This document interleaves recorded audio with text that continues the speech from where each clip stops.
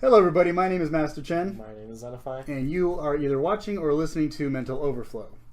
So today, like always, we are the Sin Shop, 1075 American Pacific Drive, Sweet Sea in Henderson, Nevada. Check out Sin Shop and all the cool stuff that we do here. It is the Las Vegas, local Las Vegas hackerspace. Alright, and for those of you who do not know what we do here, this is a podcast that is specific, or it's a podcast and video series on YouTube, specifically designed for social engineering and psychology from a hacker perspective. Okay? That's pretty much the gist of it, right? I'm the guinea pig. What is that? Oh, yeah. Actually, yeah, that's kind of accurate. You're the guinea pig. All right, so today this is episode 14 of Mental Overflow, and we are going to be discussing a topic that I think the concept is maybe out there. I don't know how to explain this one except without going into it. I've submitted this to a couple of conferences, and of course, they have not accepted this, or else I wouldn't be talking about it today. But I'm hoping to flesh this out to make my ideas more concise and more tangible as far as like what people can understand what I'm trying to get at here. Okay. Yeah. So what I'm talking about today is a social pyramid, like a pyramid that kind of structurizes how I view where social norms are, where persuasion comes in, where social engineering is. Okay, so if you think about this, I'm kind of approaching this as like a psychological OSI model. For those of you who are into networking, or maybe you have your Network Plus, or maybe you're just another nerd who understands what I mean when I say OSI model. I'm thinking of this as kind of like a social OSI model. Okay. This is not official. This is just something that I'm kind of trying to equate this to, okay?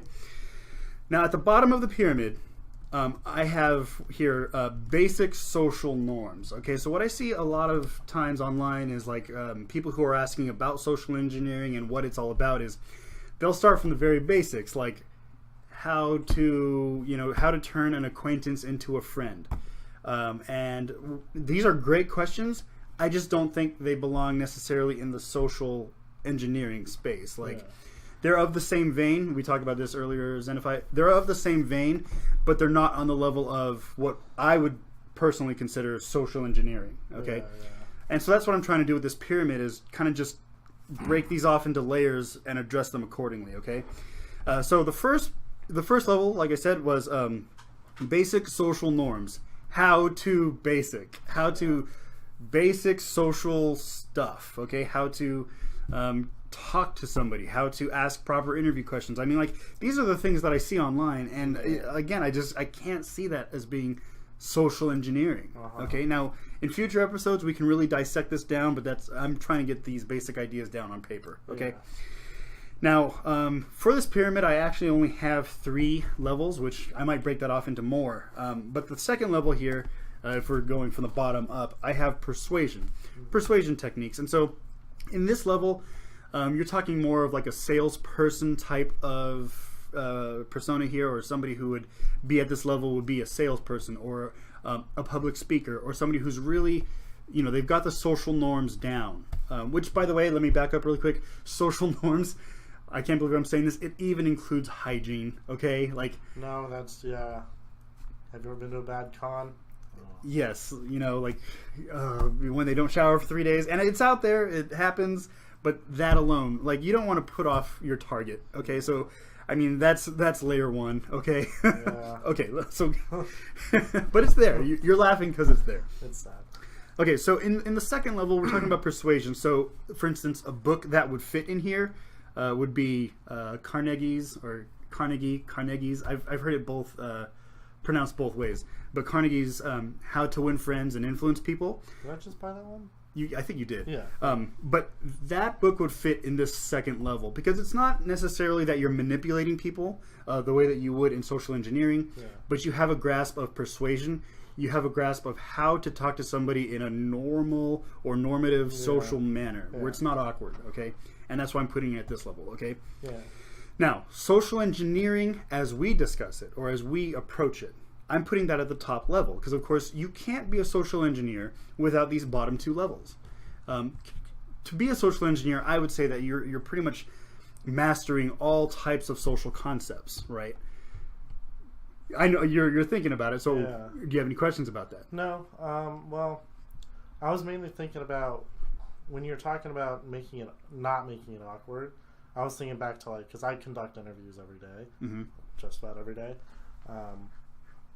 and yeah, it's almost like I really wish, they're coming in. I do interviews for InfoSec, for cybersecurity analyst positions and stuff like that. Right. I really wish they would take the more hacker, social engineering perspective into it, because some of these people don't know how to talk. And as you're discussing this, right when you said interviews, my head went directly there, just thinking about maybe I should just like at the very end, like, go watch Mental Overflow. Like, please, like, just learn some things. Like that's where my mind went. And I get it, but see, that's the thing. And like, I've seen questions online, like, how do I land a good job interview, or how do I conduct a good? And how you do it? Have a fucking conversation. Right. That's all it is. That whenever I'm teaching new people how to interview, like they're shadowing because I want to get them on the interview team or whatever, I tell them straight up, don't go next question and then say this. Next question. Don't do that. Just have a conversation. How many common important services are there? Oh, what's an ACL? Oh, it's that. Have a fucking conversation, people. Right. But again, you see how challenging that is to just say, just have a conversation. Like, these are basic things. Yeah. But you can't get to being a social engineer if you don't have these basic things down. Layer 1 and Layer 2. Layer 2 is not basic. That's like pretty intermediate stuff to be able to persuade somebody. But, Layer 1, like if you're asking questions about, what questions should I ask? Well, I don't know, man. And you see that a lot on, different article postings. Right. And so at the third level, which I would consider social engineering, a good book that we've discussed before would be Mind Manipulation by Dr. Ha Lung, Social Engineering, The Art of Human Hacking, and all these books that are really more towards anything written by Kevin Mitnick, because these books are really geared towards manipulation, not necessarily in a bad sense, but you're taking persuasion, which is level 2 in my pyramid here, and you're taking it to the next level, like persuasion under any circumstance. It could be intimidation, it could be for any reason whatsoever. The grifting is there, the con artistry is there. That's all at the social engineering level. Again, you cannot be and if you guys think I'm wrong, correct me if I'm wrong, but I don't feel like you can be a social engineer without understanding these bottom 2 levels at least. And again, I can get behind that. Right.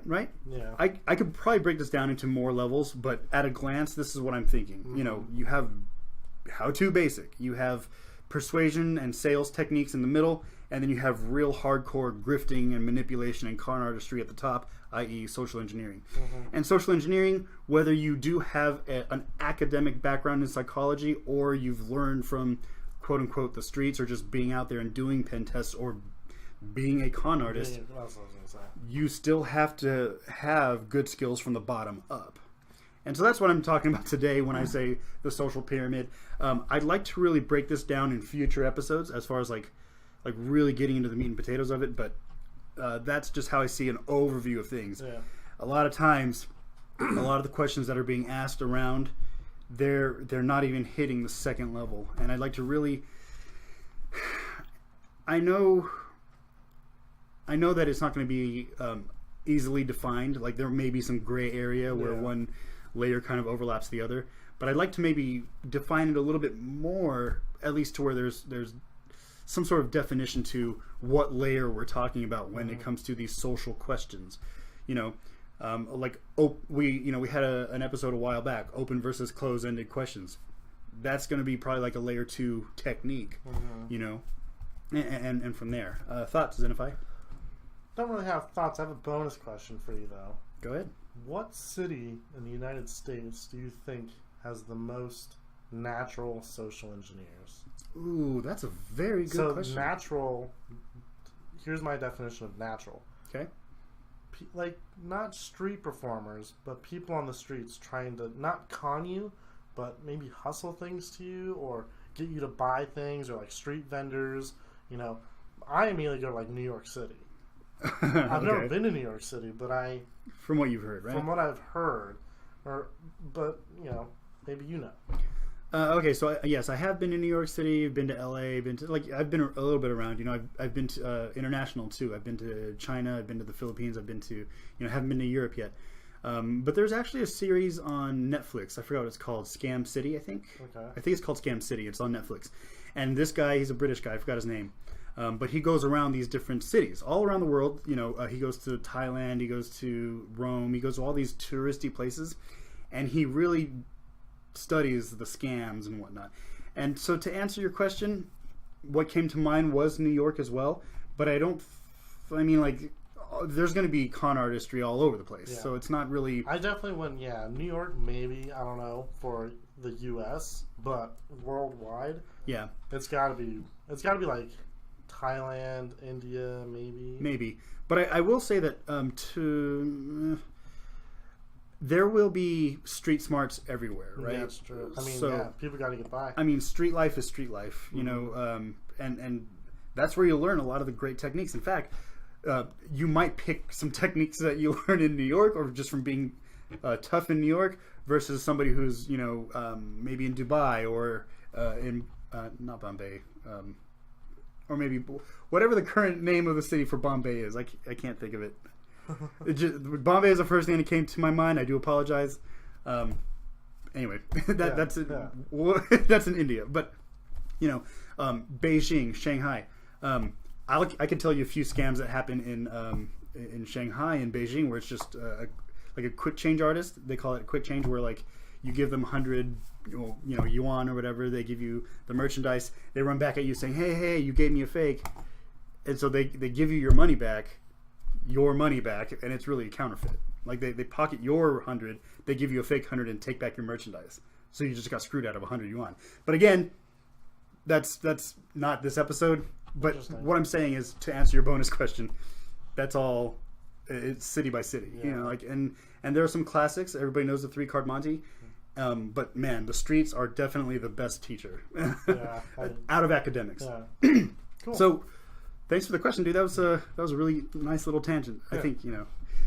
Okay, so to recap really quick, I'm working on this social pyramid idea. It's something that I've tried to push towards conferences. I don't think the idea was maybe fleshed out enough, so that's probably why I got rejected. Totally fine.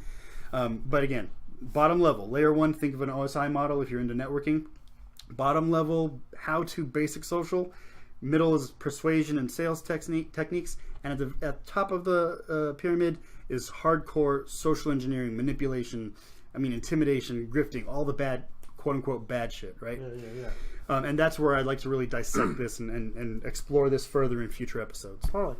Okay? Awesome. So, other than that, you guys, we will see you again shortly. Hope you guys enjoyed this one. Again, my name is Master Chen. I'm Zenify. And you can get us on Chenbox at Twitter. And Zenify_EXE. Yep. And then, us collectively, we are at Mental Overflow on all social media. So, all right, guys, thank you for watching. Please like and subscribe, and we'll see you soon. Thanks. Thank you.